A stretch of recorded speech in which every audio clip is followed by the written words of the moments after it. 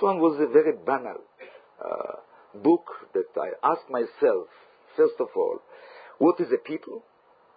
What is a nation? What is nationality? What is nationalism? Why I ask these questions?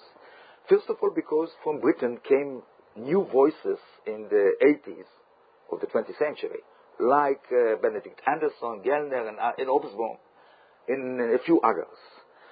Then, reading this stuff, I was thinking why nobody is applying it to the Jewish history.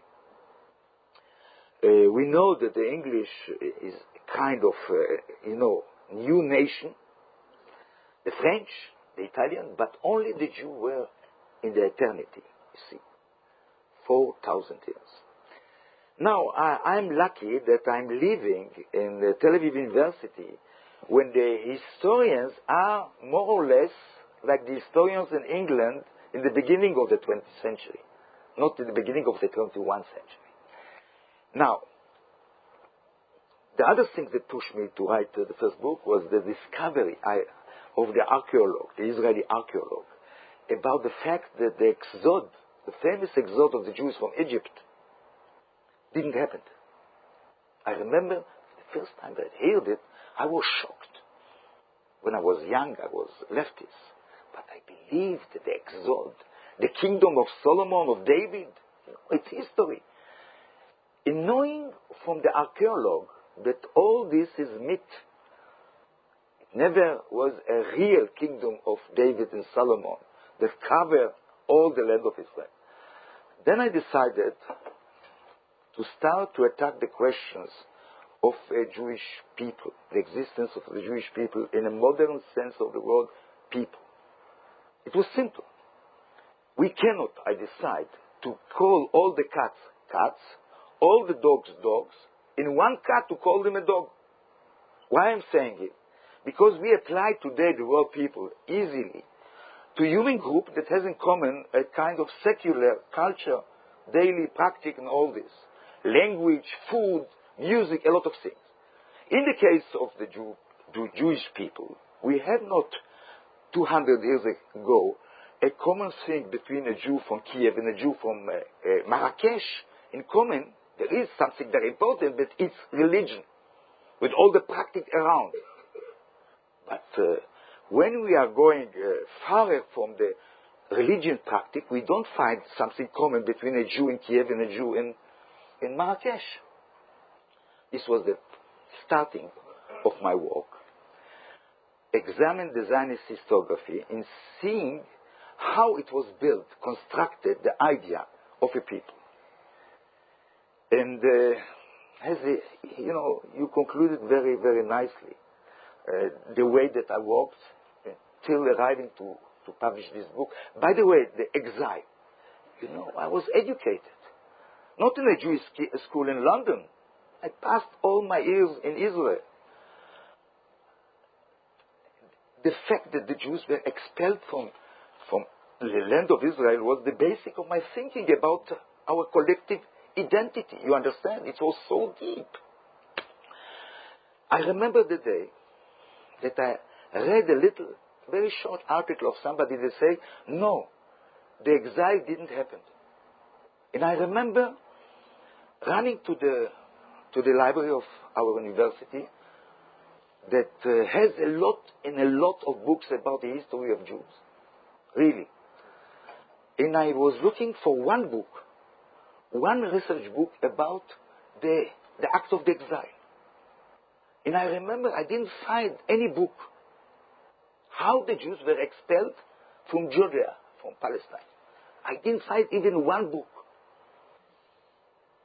I remember the same day running to a few of colleagues that are occupying with ancient history and asked them, I'm shocked.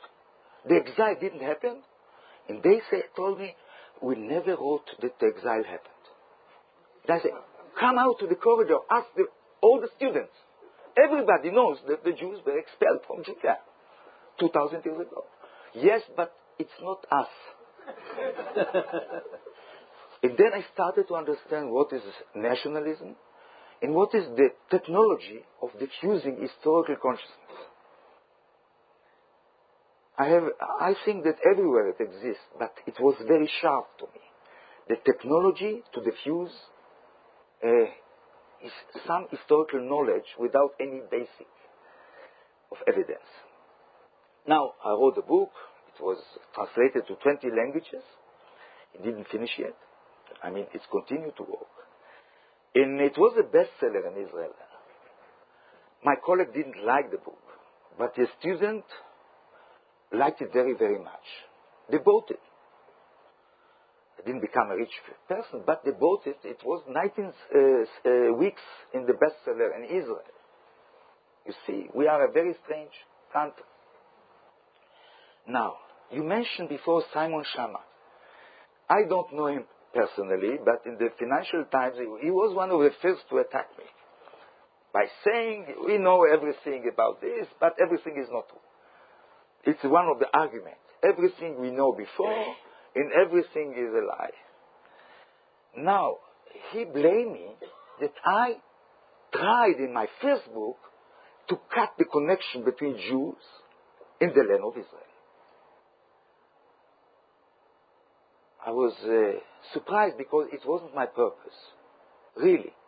I want to deconstruct, to decompose the idea of an ethnic, of a race that a lot of people, a lot of students around me believe in it. I didn't think about the land in the first book because I'm not so clever and I didn't understand at the beginning the insistence of the Jewish people is because people have lands. Religion don't have lands. It's very simple, very banal. And then, because of Simon Schama and a lot of other Israeli Zionist historians, I decided to write the second Terminator, Terminator 2, about the land. Now, a few things I knew before. I knew, as you mentioned very nicely, that the Jews 2,000 years ago didn't want to go there.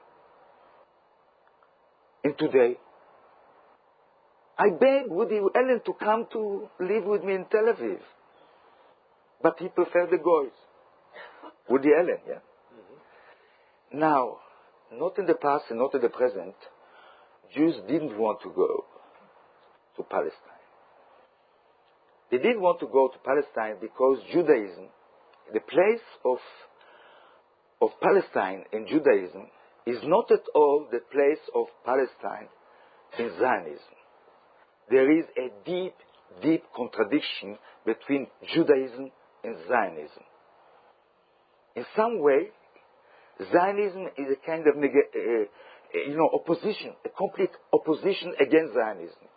And the fact is, when Herzl established the Zionist movement, all the Jewish establishment, Orthodox, Reform, Conservative, were against Herzl. You know the Lubavitch today, that are very, very Zionist, very nationalist, very patriot. But the great rabbi of Lubavitch in the beginning of the 20th century was one of the first anti-Zionists in the Jewish establishment in the Russian Empire. To give you one little story. You know, Herzl wanted to unify the first Congress of Zionism in Munich. How is it in English? Munich. You know, Basel was a little city in Switzerland. He wanted in Munich. Then he started to prepare the Congress in Munich in 1897. And then a petition. There were 80 rabbis, great, important rabbis in Germany. Between the 80 rabbis of Germany, 78 signed that they will not accept a Zionist Congress on the land of Germany. Only the two of them didn't sign. 75 signed they will not accept a Zionist Congress on the land of Germany. They were between all the important rabbis of Germany. And the poor Herzl was obliged to go to Basel in Swiss. We are lucky, by the way. you are seeing deeply, it's very, very good that the Congress, the first Zionist Congress, wasn't established in Munich. If you understand me. It's important. Now, you see, I wrote the book showing how the way, not only the Zionist historiography, translated the deep affinity, the deep relationship of the Jews to the Holy Land with the concept of a homeland. But in Jewish tradition, in Jewish religion, there is not a homeland. The Jew, like the Muslims, like the Christian, didn't have in history a homeland. It was very clear when I progressed in the book. The concept of a homeland is an ancient concept, and I try to make it clear in the beginning of the book. We can find in two occasions the notion of the homeland that can remind us the notion of the homeland today. It's the ancient Greek, and also in the Roman Republic before it became an empire. We have the notion of a patria, a patrie, a fatherland in the ancient time. But we don't have this concept, political concept, in Palestine, in Canaan, in the Jewish tradition. There is not a homeland. The promised land is not a homeland for the Jews.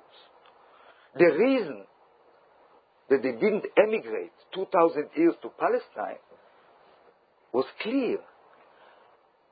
The relationship to the Holy Land was a metaphysical relationship. People don't want to go to live in a holy place. You are not very religious here. You don't understand what is to live in a real holy place. It's difficult to make children, to be ill. Can you imagine all the things that we are doing daily in the daily life? To do it in a holy land?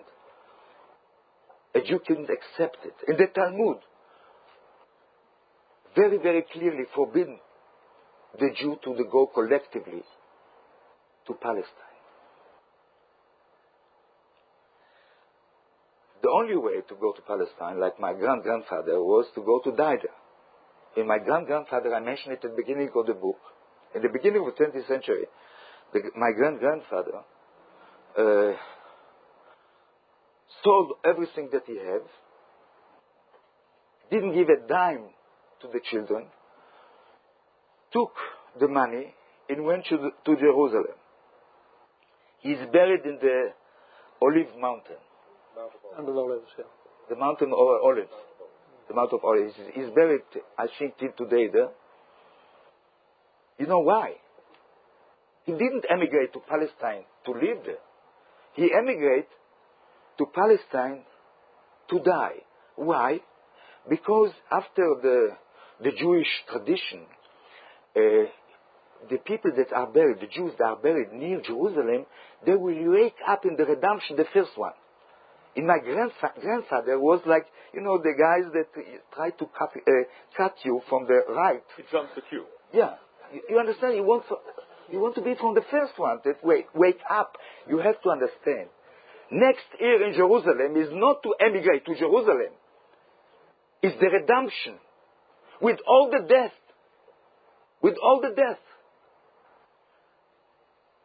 As you know, the Jews didn't accept the Messiah, Jesus Christ. This is the reason that they couldn't become Zionists. The idea of Zionism started not in Judaism. It's your fathers that invented Zionism. You, the British. By the way, it started in the Puritan Revolution in the 17th century. The first idea to send Jews to the Palestine, because the redemption will start, the real redemption will start when the Jews will be sent to Palestine. We can find in the 17th century, in the Puritan Revolution, the idea that the Jews has to go there.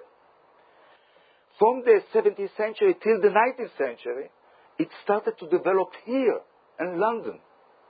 In the middle of the 19th century, the father of the idea of Zionism wasn't Herzl at all.